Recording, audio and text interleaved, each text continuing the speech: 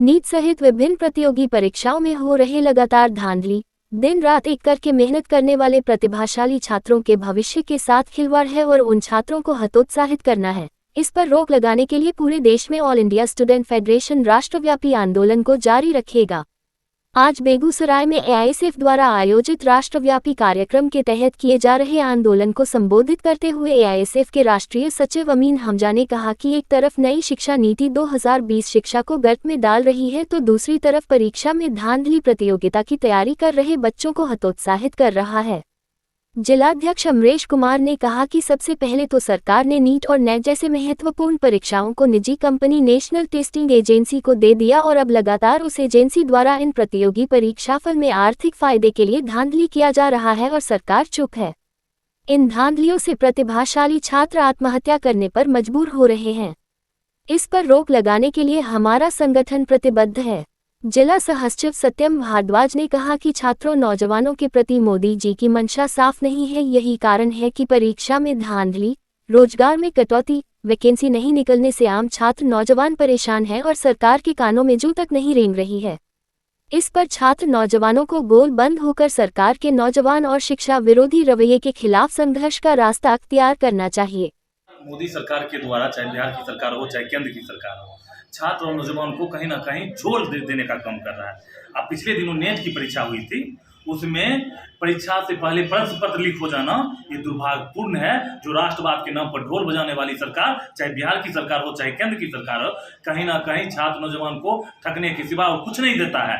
लगातार हमारा संगठन मांग कर रहा है कि रोजगार चाहिए बिहार के अंदर, हिंदुस्तान के अंदर। तो लगातार हमारा मांग हो रहा है छात्रों का जो नौकरी होना चाहिए। लेकिन तमाम मुद्दों से अलग होकर जब परीक्षा फॉर्म निकालते हैं और फॉर्म के नाम पर पहले प्रश्न पत्र लिख कर अरबों करोड़ों रुपया में प्रश्न पत्र बेच दिया जाता है, ये सबसे बड़ी दुर्भाग्य है। मैं सीधे तौर पे ऑल इंडिया स्टूडेंट संगठन की तरफ से मांग करता हूं, अगर परीक्षा होगा तो परीक्षा प्रश्न पत्र अगर लीक होता है आपके खिलाफ हम आंदोलन पर, कल भी आंदोलन कर रहे थे, आज भी आंदोलन करेंगे और आपके खिलाफ चरणबद्ध आंदोलन करेंगे। आने वाले दिनों में हम संसद भवन भी घेरने का काम करेंगे। सरकार अगर आपकी बात नहीं मानती तो अगला कदम क्या होगा? निश्चित तौर पे हम बेगूसराय नहीं, पूरे देश की जनता छात्र और नौजवान को एकजुट कर रहे हैं और एकजुट करने के बाद सीधे संसद भवन घेरने का काम करूंगा।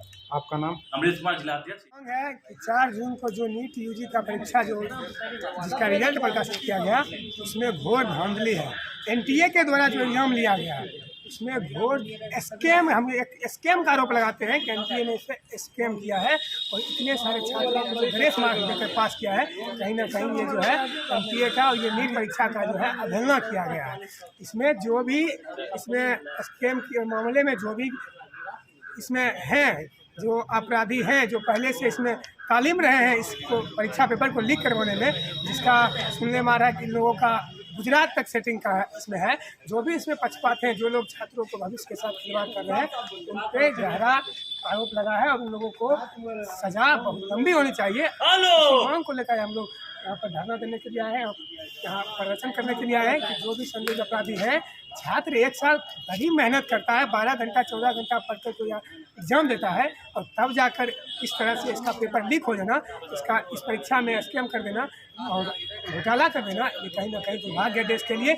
और इस पर सरकार चुप्पी साधी है। जिस दिन आपको पता होगा कि चुनाव का जिस दिन रिजल्ट जारी हुआ, उसी दिन इस परीक्षा का रिजल्ट भी जारी किया गया, ताकि आनंद फानंद में मीडिया का इस पर कवरेज ना हो पाए, लोगों को इस तरफ कोई असर ना हो पाए, लोगों को पता ना चल रहा है कि ये स्कैम कितना बड़ा है। और उसी के आड़ में ये लोग परीक्षा को घोर धांधली करके 67 परीक्षार्थी को पास कर दिए। जहाँ पिछले कई में 2 विद्यार्थी टॉप होते थे, 4 होते थे, यहाँ 67 बच्चे को टॉप कर दिए थे। इसलिए हम लोग इस पर निंदा करते हैं और इसकी उच्च स्तरीय जांच हो, जो भी अपराधी हो इसमें संलिग्ध, उन सब पे गहरी कार्रवाई करके उन्हें जेल में डालने का काम। ग्रेस मार्क्स हटाने का भी वादा कर रहे हैं कि अब ग्रेस मार्क्स जिसको भी दिया गया है, जो भी टॉपर है उसको ग्रेस मार्क्स हटाकर और जितना मार्क्स आएगा उतना ही संतुष्ट करना पड़ेगा। नीट की ओर से कहा गया ये बात। ये तो छात्रों को मानसिकता को खराब करने की ना है। अगर हम पढ़ते हैं 14 घंटा और हमें ग्रेस मार्क्स देकर हमको पास कर दिया जाता है, हम तो खुश हो जाएंगे कि हम पास हो गए। और फिर अगर उस छात्र को डिमोशन कर दिया जाएगा, उसका नंबर काट लिया जाएगा, वो छात्र कहाँ जाएगा? आपको पता है 3-4 छात्र ऐसे हैं जो उसी दिन रिजल्ट आया उसके बाद वो खुदकुशी कर लीजिए, वैसा मामला सामने आया। 2022 से लेकर अब तक 15,000 छात्र आत्महत्या कर चुका है।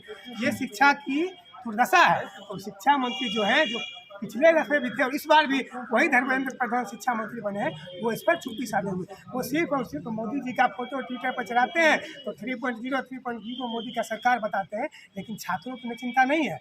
बिहार में और पूरे देश के अंदर किस तरह से परीक्षा को स्वच्छ छवि से करवाया जाए, साफ सुथरे ढंग से करवाया जाए, इन पर उनका कोई चिंता नहीं है। ये लोग सिर्फ और सिर्फ अपनी राजनीति करते हैं और इनके ही बीजेपी के जो संलिग्ध लोग हैं इसमें, वही लोग इस परीक्षा को पेपर को हाथ में लगे हुए। इसलिए हम सरकार से कहेंगे नरेंद्र मोदी जी चुप्पी तोड़िए इस पर, और जो भी अपराधी है उसे जल्द से जल्द